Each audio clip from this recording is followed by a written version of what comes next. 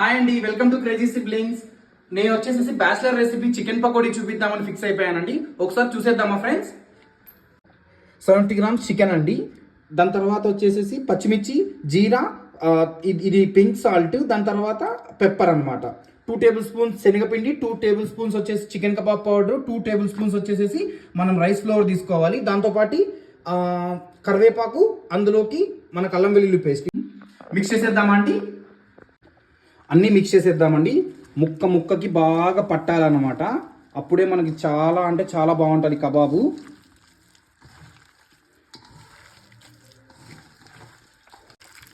చూసారండి, ఇలా కలుపుకోవాలి ముక్కకి. ఇలా 20 మినిట్స్ మ్యారినేట్ చేసేసుకొని వదిలేసేయాలండి. బాగా మసలిందండి. మనం కలుపుకున్న కబాబ్ని మనం అందులో దేవేసి చూసుకున్నట్లయితే కనుక చాలా బాగుంటుందండి. చూద్దాం.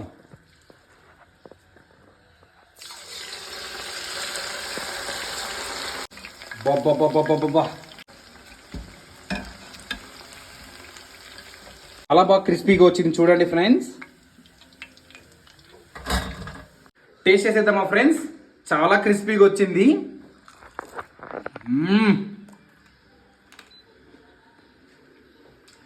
అద్భుతం అండి.